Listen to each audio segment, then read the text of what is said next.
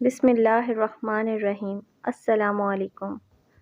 اماں، مجھے پیسے چاہیے، بس میں نے کہہ دیا، تم کہیں سے بھی لا کر دو۔ 20 سالہ علیان ماتھے پہ بل ڈالے چیخ چیخ کر اماں سے کہہ رہا تھا۔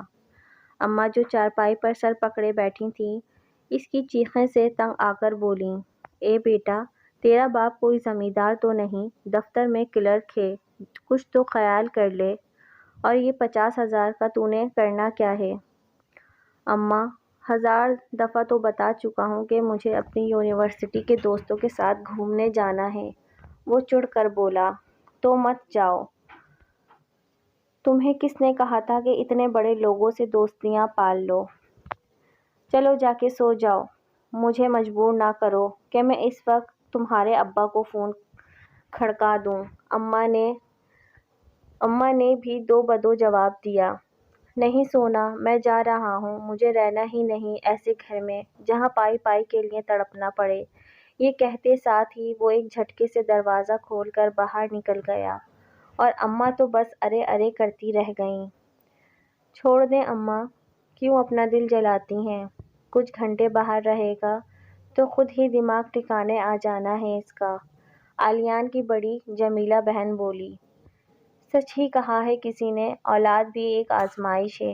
یہ کہہ کر اماں بوجھل قدم اٹھاتی اپنے کمرے کی سمت مڑ گئیں۔ علیان گلی سے نکل کر مین روڈ پر آ چکا تھا۔ پوری سڑک سنسان پڑی تھی۔ رات 11 بجے کا وقت تھا، دسمبر کے اوائل کی راتیں تھیں اور سردی اپنے جوبن پر تھی، جس کی وجہ سے زیادہ تر لوگ تو گھروں میں ہی دبکے رہتے۔ دھند کے باعث کچھ صاف نظر نہیں آ رہا تھا۔ علیان نے سوچا، ابھی ایک دوست کے یہاں رات گزار لیتا ہوں، کل واپس آ جاؤں گا۔ اماں بھی تب تک پیسوں کا انتظام کر چکی ہوں گی، اور اپنے دماغ میں پلان ترتیب دے رہا تھا۔ دفتن ایک کھٹار سی گاڑی اس کے سامنے آ کر رکی، جو کہ شکل سے آلٹو لگ رہی تھی۔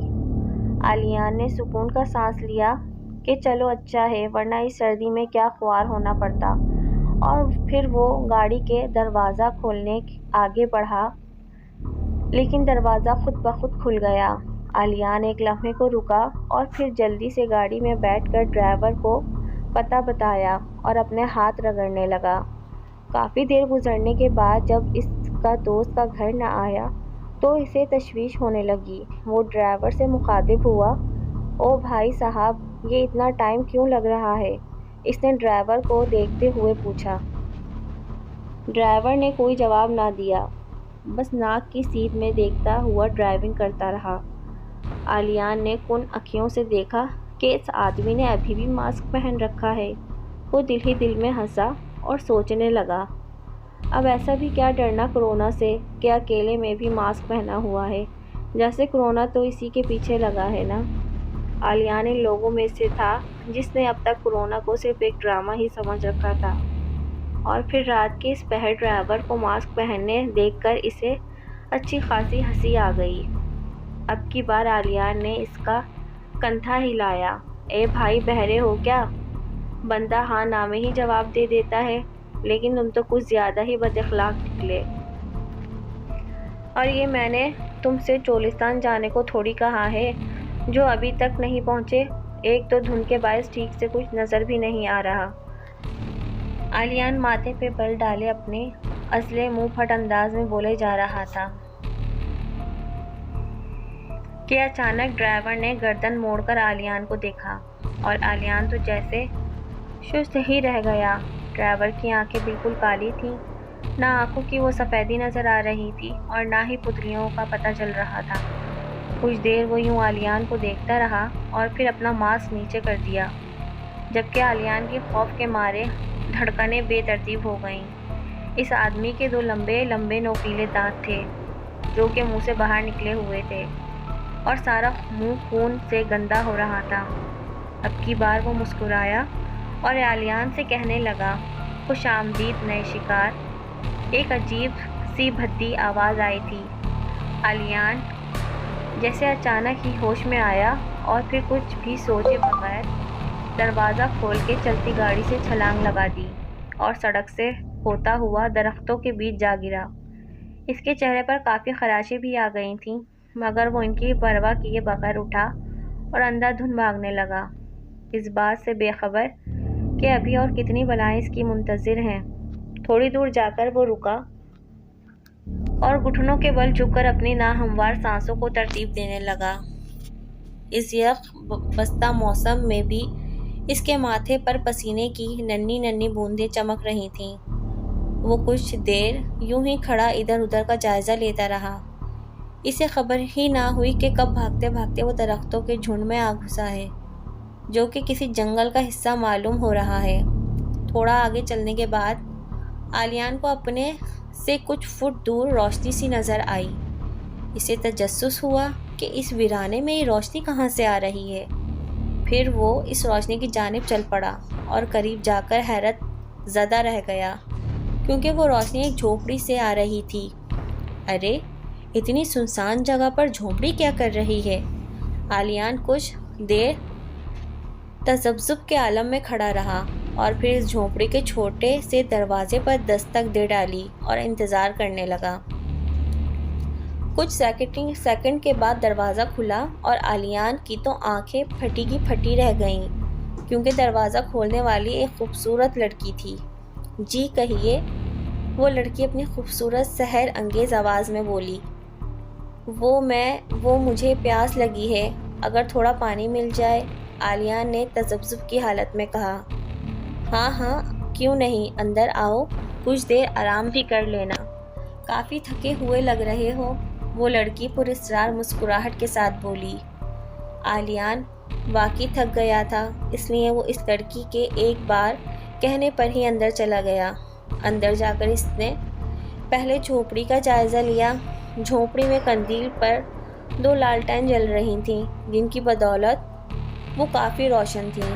ایک طرف چارپائی پڑی تھی اور ساتھ ہی لکڑی کا چھوٹا سا اسٹول اور میز بھی تھی۔ جھونپڑی کے کونے میں چولہا رکھا تھا، جس کے اوپر ہنڈیاں پڑی تھی اور اوپر دیوار پر طاق سا بنا ہوا تھا، جس پر کچھ برتن رکھے ہوئے نظر آ رہے تھے۔ وہ لڑکی اسٹیل کا ایک ڈول تھامے آلیان کے پاس آئی اور کہنے لگی، لو یہ شربت پی لو، میں تب تک تمہارے لیے کھانا لاتی ہوں، تمہیں یقیناً بھوک بھی لگی ہوگی۔ آلیان نے بنا کچھ کہے چپ چاپ وہ ڈول تھام لیا، جس میں سرخ رنگ کا سیال تھا، وہ اور چھوٹے چھوٹے گھونٹ بھرنے لگا۔ کچھ عجیب سا ذائقہ لگا اسے اس شربت کا۔ کچھ ہی دیر میں وہ لڑکی ایک پلیٹ اور چنگیر اٹھا کے لے آئی اور آلیان کے سامنے میز پر رکھ دی اور خود جا کر جھونپڑی کی کھڑکی کے پاس کھڑی ہو گئی۔ آلیان نے بغور اس کا جائزہ لیا، بلا شبہ وہ ایک خوبصورت، حسین اور جمیل دوشیزہ تھی،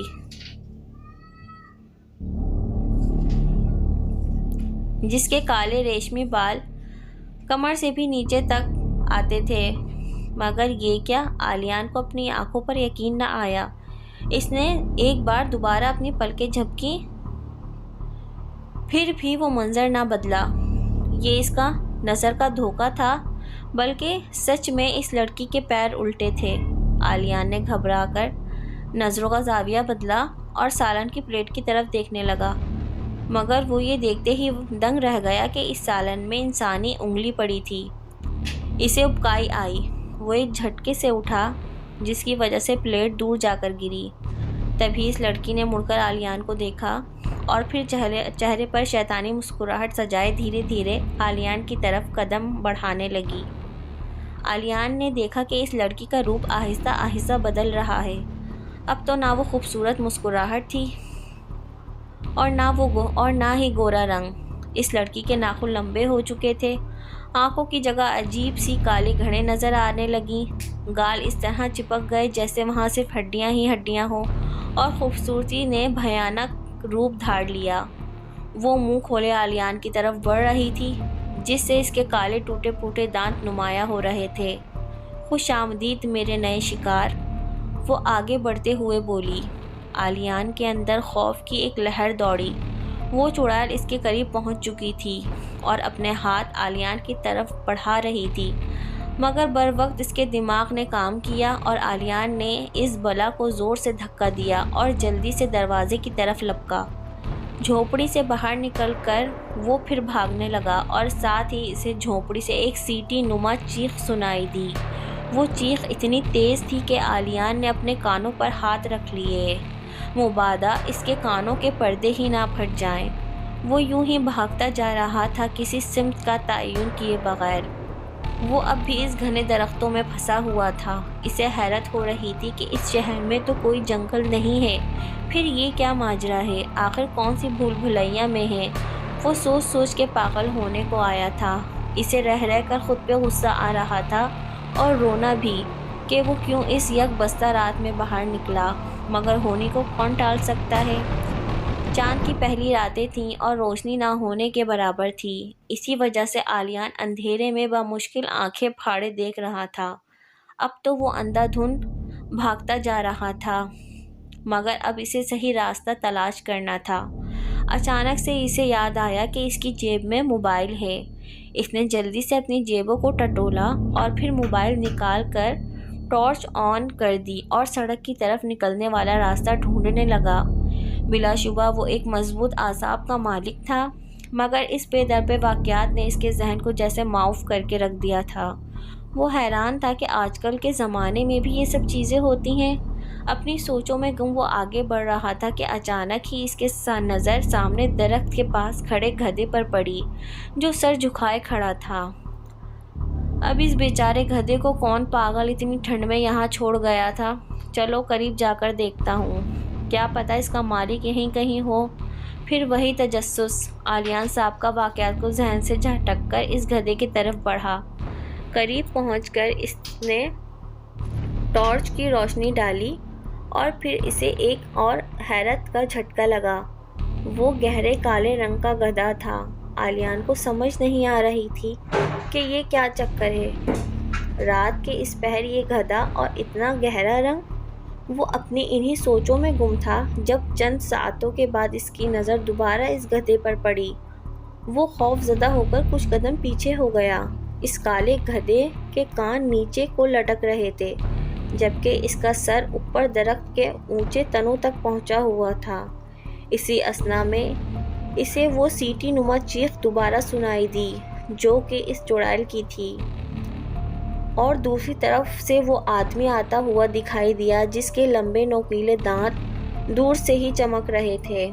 اور پھر وہ اپنی بھدی آواز میں مخاطب ہوا، یہ میرا شکار ہے، میں لایا ہوں اسے، تم دونوں اسے چھونے کی ہمت بھی نہ کرنا۔ تبھی وہ چڑیل اڑتی ہوئی کہیں سے آئی اور اس آدمی پر جھپٹ پڑی۔ وہ دونوں آپس میں گھتم گھتہ ہو گئے، جبکہ وہ گدھا اپنی سابقہ حالت میں موجود تھا۔ یہ سیاہ روح تھا، ایک ایسی مسخرہ مخلوق جو انسانوں کو دھوکہ دے کر خوش ہوتی ہے۔ یہ مخلوق کوئی بھی شکل اختیار کر سکتی ہے اور اپنا قد اور حجم بھی مبالغے کی حد تک بڑھا سکتی ہے۔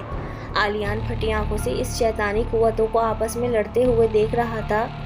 یہ سوچ کر ہی اس کی جان نکلی جا رہی تھی کہ وہ دونوں ان میں سے کسی ایک کا شکار ہونے والا ہے۔ ایک طرف وہ مرد تھا جو اس کے خون کا پیاسا تھا، اور دوسری طرف وہ چڑیل۔ عالیان نے بچپن میں سنا تھا کہ چڑیلیں انسانوں کا دل اور کلیجہ بہت شوق سے کھاتی ہیں۔ یہ سب سوچ سوچ کر اس کا خون خشک ہو رہا تھا۔ یا اللہ، میری مدد کر، میں ان شیطانی قوتوں کے ہاتھوں نہیں مرنا چاہتا۔ اور پھر وہ دھیرے دھیرے اپنی جگہ سے سرکنے لگا۔ اسے اب یہاں سے بھاگنا تھا۔ وہ آدمی اور چڑیل ایک دوسرے کو اٹھا اٹھا کر پھینک رہے تھے، جبکہ سیاہ روح وہ گدھا ہر چیز سے بے نیاز کھڑا تھا۔ عالیان نے موقع غنیمت جانا اور ایک دم مڑ کر بھاگنا شروع کر دیا۔